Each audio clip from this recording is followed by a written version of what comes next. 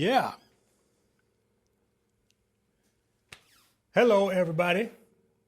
Shout out to Interstate Music Festival. My name is Rob Brown. If you don't know me, you might know me. I don't know. You might have seen my channel. Some know me as Beatdown. If you don't, you can call me Beatdown. But yeah, this is a little weird because normally I got a room full of people when I do this type of thing. But right now I'm just kind of staring at a camera, imagining everyone watching. So it's all good. It's all good. So yeah, this is the clinic. Thanks for coming. I want to give a shout out to Kelly Peisty and Tim over at Peisty Symbols for helping to facilitate this whole thing. And yeah, today we're gonna talk about soloing. The topic of today is drum solo construction. And it's more or less just an introduction to, just the whole concept of playing drum solos. If you're new to drumming, or if you've been in it just for a couple of years, it can be a little intimidating. The whole idea of playing a drum solo, because the first time you see one, you're like, what's going on? How are they making all this stuff up, right? So today is more or less just an introduction to the whole idea. I'm going to give you the ingredients of your average drum solo. I'm going to give you the elements that make up every good solo so that you can at least take this, at the end of this clinic, take it away, and you'll know at least what you need to work on, what you're going to have to go, what you're going to have to pursue while you're practicing to play a good drum solo. So before we get into all of the lesson stuff, I just want to get the gear out of the way because this is what you do at clinics. So yeah, I just want to talk about the cymbals that I'm playing, starting with here. Like if you were digging the sound of all of these are all Peisty cymbals, of course. I am a dark energy man. So we're going to start here with the 15-inch signature dark energy hats. These are my favorite hats in the entire universe. They have been now for the last 10 years or so. Love them. This over here is an 18-inch thin Alpha Swiss. Now the bad news is these are discontinued. The good news is there is a newer version available in the PSTX line. So if you want to check that out, you can get a similar version to this. It's a different alloy, but it sounds just as cool. 19-inch signature dark energy. This is a 10-inch dark energy splash. 21-inch dark energy ride. This is the Mark I. Definitely one of my favorite rides. Super pretty too, when you look at it. That's pretty crazy.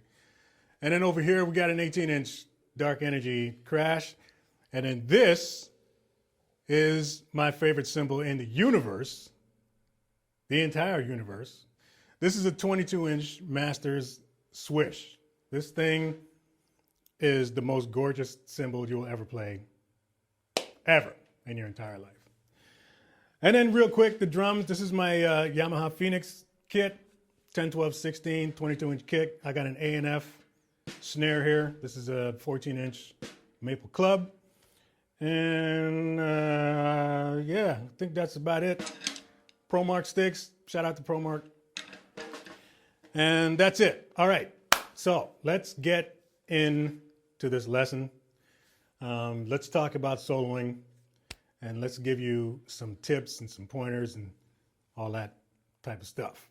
So, starting out, I got my notes here. I'm just going to refer to them every once in a while if you see me looking down. So there are seven elements that I consider anyway to every good drum solo. I'm going to grab this. So we're going to go through each one. And then at the end of this, I'm going to give you just some practical exercises that you can work on to help you develop your solo ability. All right. So if you got a pen and a pad, grab it. Write these down because these are important. So imagine a 7-layer cake. We're going to start at the bottom layer and we're going to work all the way up. So we're going to start First layer of every good drum solo, subdivisions. All right? You got to know your subdivisions. What are your subdivisions? If you're new to drumming, your subdivisions are sort of your rhythmic alphabet. These are all of your note values, from whole notes to 30 seconds, 30-second triplets, and beyond.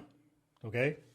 You have to get familiar with all of your subdivisions if you're not already. You got to know a quarter note from a 30-second note triplet. All right? So, I mean, if I were to play them, starting with quarters, this is our time. 1, these are quarters, quarter triplet, 8, 8th note triplet, 16th, 16 triplet, and 30 seconds.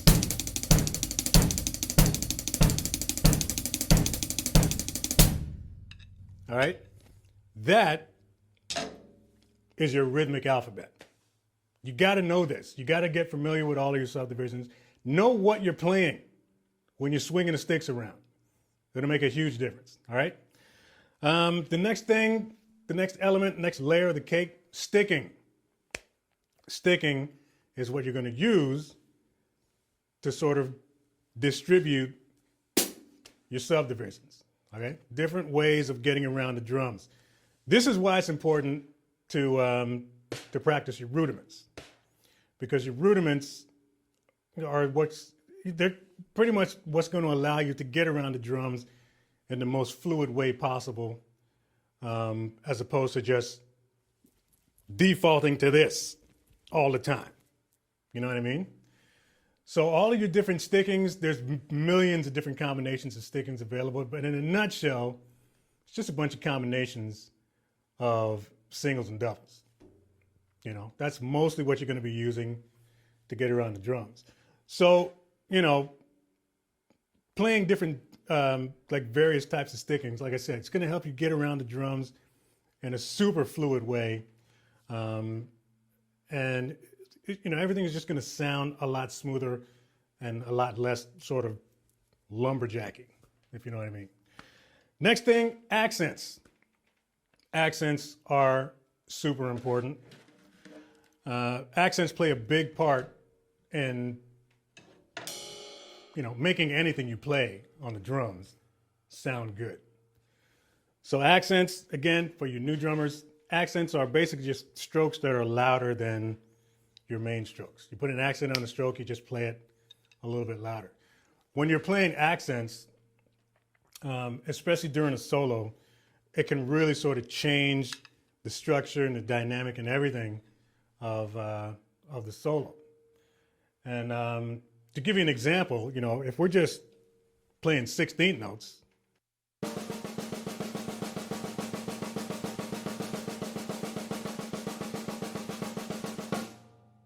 right? Not that interesting. It's about as interesting as a glass of water. But, if you start adding accents to some of those notes,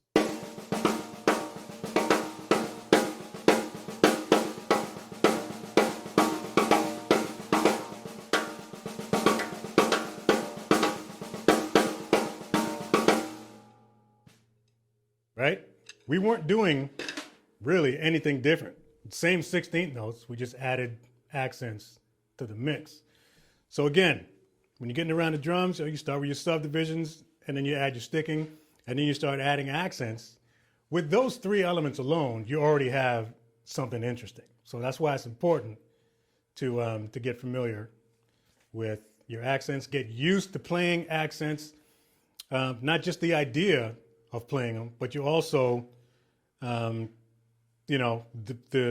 physical sort of action of playing accents is important as well. A lot of you heard about the whole molar technique and stuff like that. That's just another way of helping you play these accents in much more fluid of a way instead of, swinging a hammer, right? You don't really need to do that to play a louder note. All you really got to do is just whip a stick down and there's your accent. So accents, super important. Next thing, orchestration. You writing all this stuff down? Good.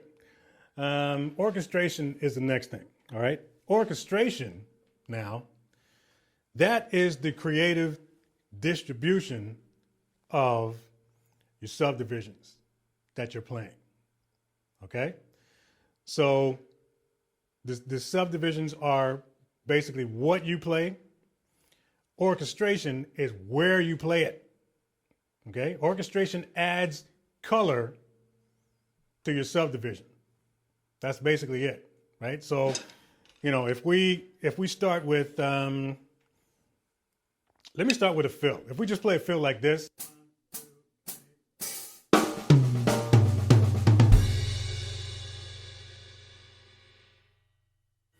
If we take away all the color, you just end up with this,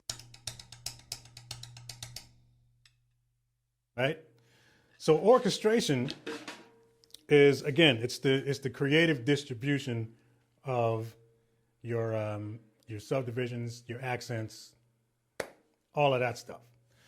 So orchestration is super important because there's a million different ways that you can distribute eighth notes, sixteenths, triplets, all that type of stuff. So yeah, orchestration, that's number 4. The next thing, dynamics. Dynamics, super duper important. Dynamics, basically, in a nutshell, is loud and soft. Okay? Loud and quiet, however you want to think of it. But it's the contrast between 1 and 10 and everything in between. This is really what makes a solo interesting. This is what keeps the attention. The best way to understand the idea of dynamics, especially when you're playing a solo, think about a public speech. If you're going to go stand in front of a bunch of people and, say a public speech, you're not going to go up there and yell at them the entire time, right? Or if you're telling a story, same thing. Like, you're not just going to get up there and shout all the time. Or on the opposite end, you're not just going to whisper everything that you're saying. Dynamics add tension, contrast to your solo. It's what keeps the listener engaged. If you just jump on a set of drums and start whacking everything out for an hour, it's not going to sound that interesting. After about a minute, it's going to get super boring, right? So dynamics is super important, man. Loud and soft. It's a good way, again, if you're planning on telling a story during your solo, that's what you want to do. You want to add that nice contrast of loud and soft, keep the listener engaged. Super important, dynamics. Some of the most intense solos that I've ever heard, ever, was played at a low volume the entire time. You're just sitting there like this, like wondering what's going to happen next, right? So the use of dynamics, super duper important. Remember that? The next thing is vocabulary. Your vocabulary,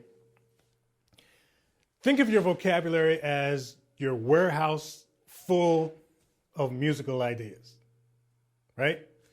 The longer you play, the more stuff you're going to have in your warehouse. If you've only been playing for 6 months, you're hardly going to have anything in there. Your warehouse is going to be empty. You don't know anything yet, don't have much experience, and you haven't picked up many musical ideas other than, the default. Right? A lot of times you sit around the drums, that's your first lick. It's just 16th notes with accents. It's really nothing too special. But yeah, vocabulary, that's your warehouse full of ideas. And again, the longer you play, the more stuff you're going to have packed into your warehouse. So this is everything that you've learned out of copying other drummers, licks that you've stolen from other drummers, stuff that you've learned out of books, things that you've picked up by accident, while you were playing your drums, either on stage or in the practice room. These are just like a bunch of small musical ideas that you're constantly drawing from in the middle of a solo. You might want to quote a drummer, if you're a big Dennis Chambers fan or Omar Hakim or Vinny or whatever, you might refer to something that you stole from one of their previous solos earlier. And it's just a bunch of different, like I said, musical ideas that you learn from all different sources. These are what get all packed in your warehouse. That's your vocabulary. The smaller your vocabulary, the less you're going to be able to say on the kit, right? And then obviously, the larger your vocabulary, the more you're going to be able to say. I've been playing over 30 years. I got a fair bit of stuff in my warehouse.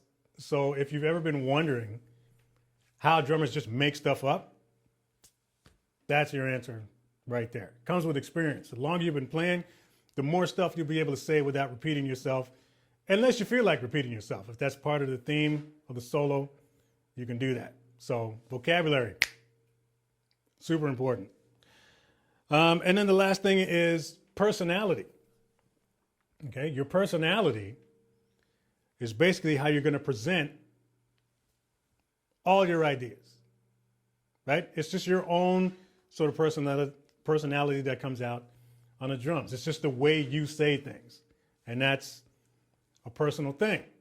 It's just like a joke. Like if you write down a joke on a card or something, 2 cards. Write down a joke on 2 cards. Give one to Jerry Seinfeld, give one to Dave Chappelle. They're each going to deliver the same joke completely different ways. They're probably both going to be awesome and hilarious, but they're going to be totally different because they have different personalities. When you start copying stuff from other drummers, lifting stuff from books and whatever else, like wherever you learn, eventually you're gonna start to inject your own sort of personality, your own signature stuff on top of those when you learn them. That really ultimately is the whole point. Like you want your personality to come out on the drums. You can learn from whoever you want, but you don't want to become a clone. You don't want to sound like them all the time because you have stuff to say.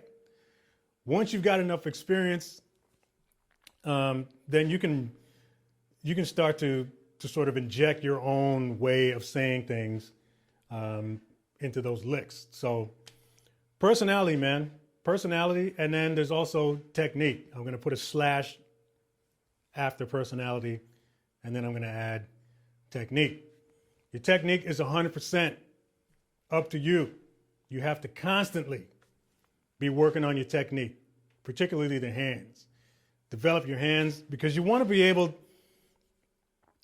to say what you're thinking, right? You might have a great idea in your head, but if you don't have the if you don't have the technique, I should say, to be able to pull it off, it's going to sound horrible, right? You're going to trip over your words and it's just not going to sound good. So it's up to you to keep your technique up to speed. So you got to constantly be working on the drums, working on your hands, work on just being able to say stuff legibly. The better your technique is, the more clearly you're going to be able to speak when you're playing a solo. And that's why all of that stuff is important. So those are your 7 layers, okay? Once you're familiar with these, you can't really unlearn them. Now you know what areas you need to develop to play a really good solo. Because you can't, it's like, you can't learn how to bake a chocolate cake by just staring at a chocolate cake, right? You got to know what's in it. You got to know the ingredients. Then you can take all of that stuff and then make your own chocolate cake. And then you might want to throw some sprinkles on top or whatever else you want to do. That's your personality. So keep those 7 things in mind. Those are all really important when it comes to building a solo. And, once you learn all that stuff, like I said, you can't unlearn it. It's all going to help you to pursue your solo playing ability.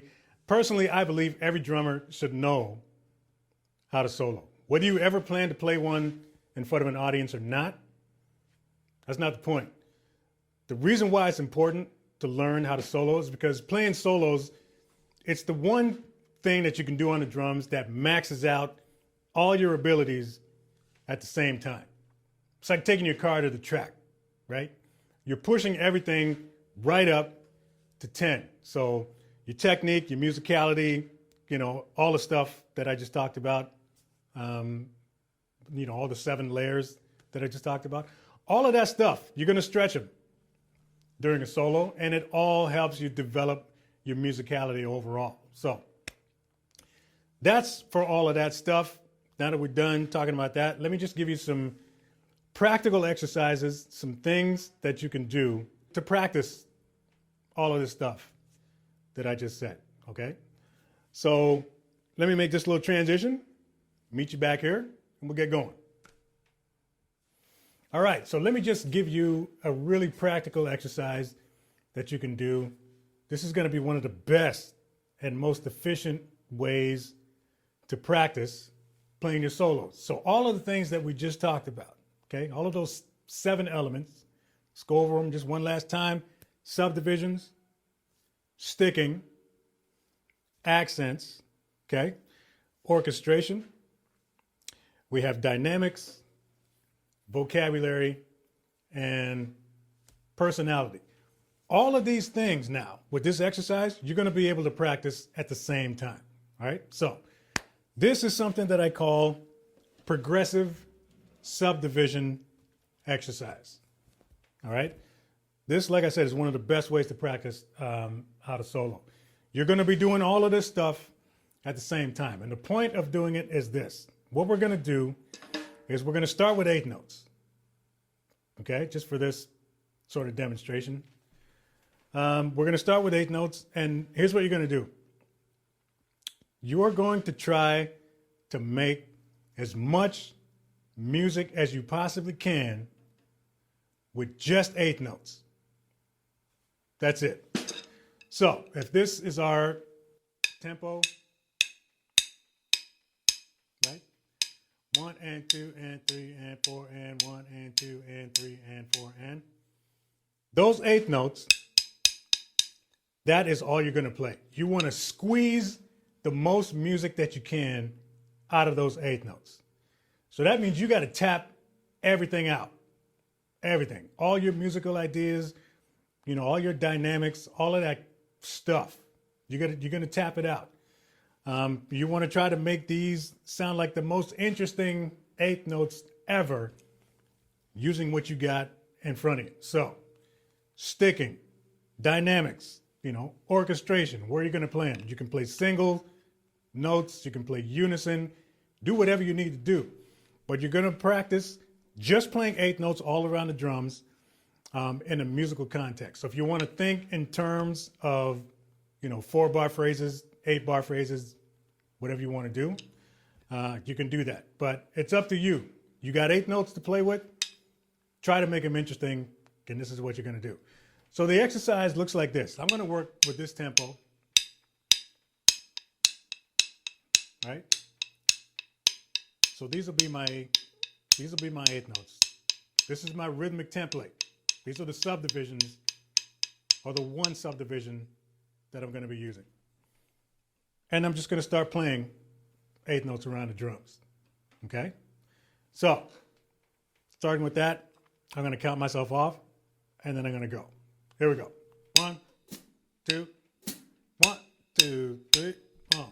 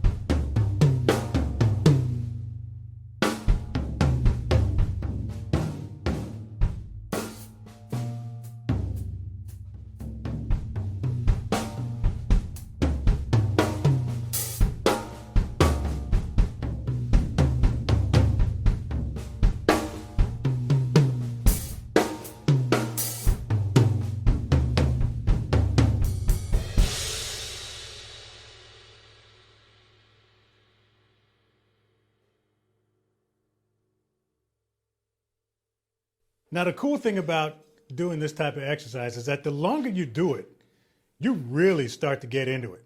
You know what I mean? Like you'll start to get some more musical ideas, because of the fact that you're just limited to eighth notes, that eighth note subdivision, you can't, there's not a whole lot of stuff that you can do to get ahead of yourself. You know what I'm saying? Like there's not a lot you can do to overplay in that situation because you can't go beyond this. So this is something, this would be a good thing to just sit on for weeks at a time. Like just play eighth notes and try to make them as musical as you possibly can. Now, this is called progressive subdivision exercise because at the end of the day, that's the point. We're going to start with eighth notes. The next thing you're going to do is add the next subdivision up, which is the eighth note triplet. Right? So now we're going to do the same thing, but we can work now with eighth notes and the eighth note triplet, but just those two. Okay? So using that same idea, that's going to look like this. 1, 2, 1, 2, 3, 4.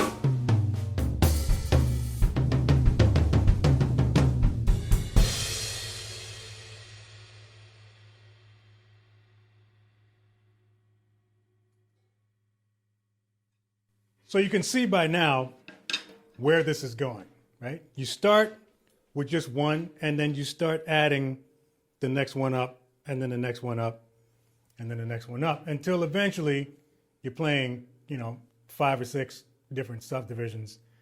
But because you started with just doing the eighth notes, you're already sort of in the mindset of keeping it musical. So hopefully, one of the things that this type of exercise will help you do is stop yourself from overplaying, okay? Or just avoid the whole idea of overplaying altogether. So yeah, the next thing we can add on top of that, again, next one up. This is where things can really start to get, interesting with the sticking and stuff. If you're into linear phrasing, 16ths, that's the way to go. So this is where it starts to get a little more fun. So we're going to do the same exercise now, but we're going to go eighths, eighth triplet, and 16ths. So we're just going to work with those 3. But these are enough. You'd be surprised at what you can do, with just these 3. So again, tap out your sticking ideas, all of that other stuff, and then just try to do the same idea, making music with those 3. So here we go. 1, 2, 1, 2, 3, 4.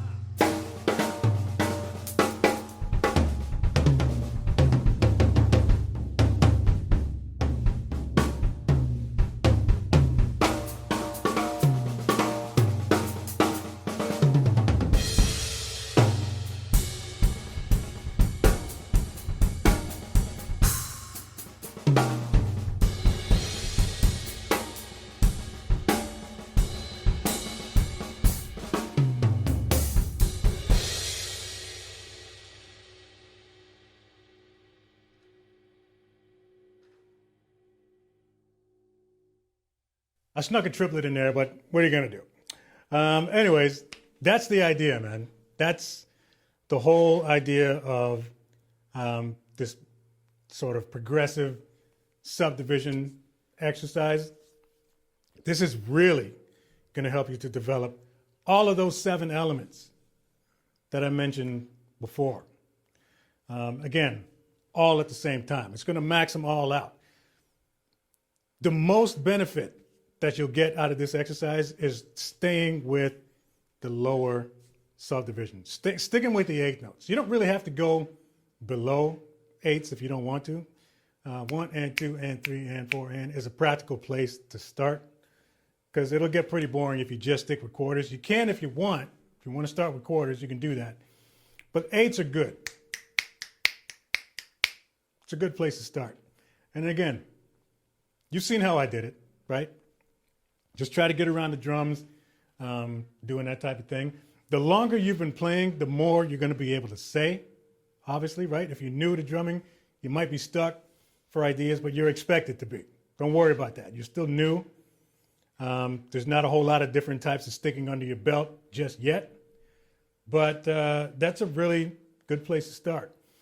So by the time you hit the 3, the 8s, the 8 triplet, and the 16ths, you're going to be able to say quite a bit. You know, if you got enough sticking ideas, you know, just getting around the drums. If you want to take it a step beyond that, like if you're more of an advanced drummer and you have a lot more sort of sticking ideas under your belt, you can really start to incorporate a lot of the fancier types of sticking inside of that if you want to. So if you're big on flams, if you're working on flams a lot, any kind of flam related lick you can throw in there. You can do whatever you want, but any type of sticking beyond just the singles and doubles, if you want to throw those in there, drags, triple strokes, all that type of stuff, you can do that. It's a good place to start. So the cool thing, again, another cool thing about this exercise is that even if you're an advanced drummer, this is a good way to sort of start over again and kind of play it. When you do it this way, you're sort of playing a solo from back to front is how I look at it, right? Because you're starting on the ground floor, and then you're stacking stuff on top of that. If you're used to playing solos and just kind of picking up the sticks and going for it, right, without really giving much thought to what you're playing, you can do it that way.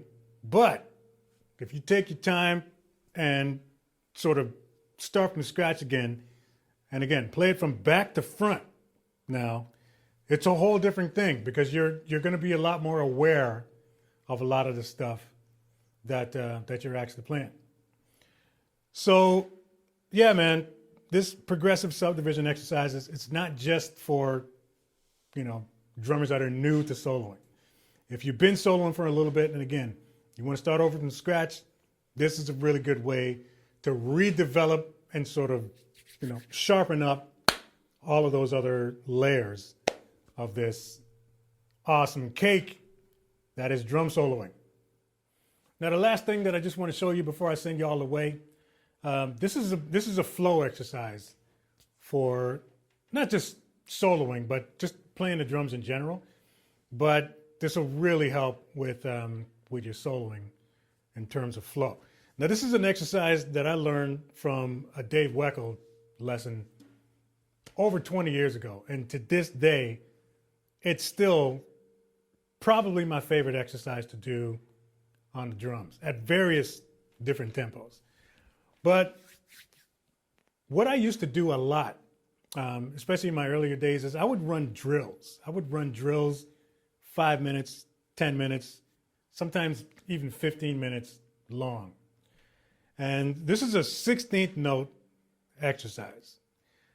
And the object of the game would be to play 16th notes using, various types of sticking. And when I say various types, it's really just singles and doubles. Really, that's all I'm using. And then I would also incorporate the foot inside some of those notes. But the goal and the idea of this exercise is to just play a straight, steady string of 16th notes all around the drums without trying to miss one. Okay, so you want to play solid, straight 16ths for however long you want, 5 minutes, 10 minutes, 15 minutes. And you would try to play those 16th notes in the most musical way possible. So again, thinking about the dynamics, thinking about your sticking, maybe not even so much the orchestration, because you're not necessarily trying to play anything specific here. All you're really trying to do is just to get around the drums with singles and doubles and the kick, playing, just dynamically and musically, and trying to make the most musical string of 16ths that you can. And I can't even tell you how much this has affected my playing over the years, what this has done for my playing and my ability to get around the kit overall. So let me show you how this works. Again, if we're working with this tempo, 2, 3, 4. One thing you can do is just start on the snare, okay? Just using singles and doubles and accents. Accents are important as well. So if this is our tempo, 1, 2, 3, 4.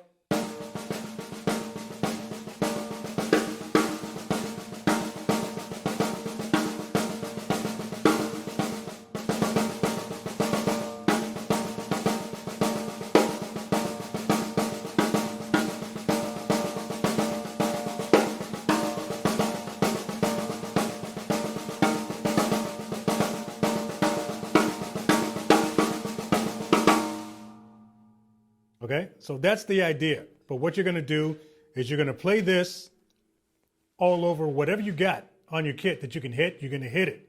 Okay, so if you want to hit some crashes on some downbeats or whatever, that's cool. If you want to structure it a bit, 4-bar phrases, 8-bar phrases, whatever you want to do. But the goal is not to miss one 16th note through this entire exercise, and also to incorporate notes on the kick drum. Okay, so single notes, doubles, whatever. You're just gonna sneak them on in there and then just do that all over the drums.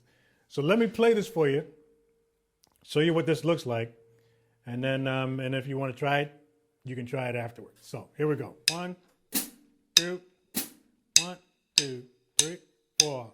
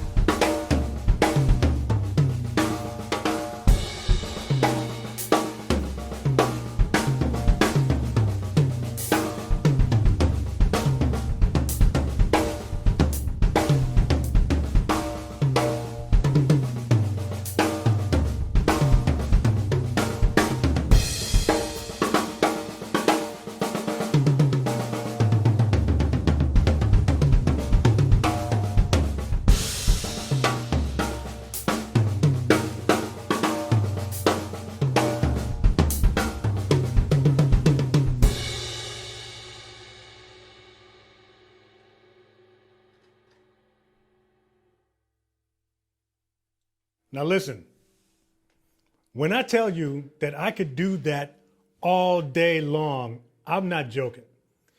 This almost, like after a while, it almost becomes therapeutic. Like it's actually fun to do, especially at a, like a medium to sort of medium fast tempo once you've gotten going. If you're more of an experienced drummer, you'd be able to do that.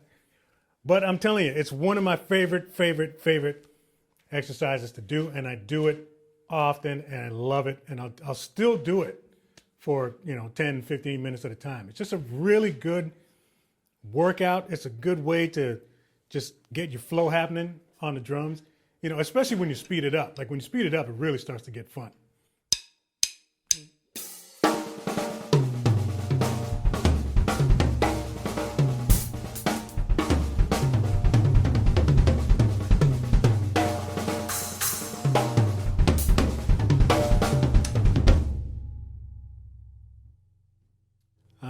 So yeah, man, that is a really good exercise to do.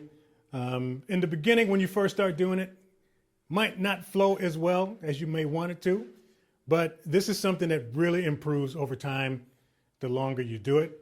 And it actually, to be honest, like it doesn't take that long. Like this is a super efficient exercise to work on your flow, your sticking, your dynamics, all the layers in the cake, man. You're going to be working on all of that at the same time. So even if you're not there yet, that's okay. This is something that you can aspire to. If you've only been playing for 2 months and this looks really intimidating, don't worry about it, because you will develop this, as long as you're continuing to develop your hands, practice your rudiments, all right? Singles and the doubles and all of that stuff. Make sure that you're constantly working on those, because the better your hands are, the better this is going to feel, the longer you'll be able to go without getting tired. It's just a really super cool exercise. Shout out to Dave Weckl for that one, because that's been a lifelong exercise for me. So yeah, anyways, just to wrap up, this was just an overall introduction to the idea of soloing, and it's just a different approach that you can take to developing that skill over the years while you're practicing. Now you know what the 7 layers are, in that solo cake. You can keep those in mind while you're working on stuff. And it's just a really cool way, a cool approach to helping develop your drum solo ability. So thanks for watching this entire clinic, which I'm sure you have, or at least I hope you have. Shout out to Interstate Music Festival, Pisces Cymbals, Kelly and Tim. Shout out to y'all. This has been cool. It's been an interesting experience for me, talking to a camera instead of a room full of people. No questions to field, but that's okay. But this was great. Thanks for watching. And I guess we'll see y'all in the next one, if there is a next one. Peace.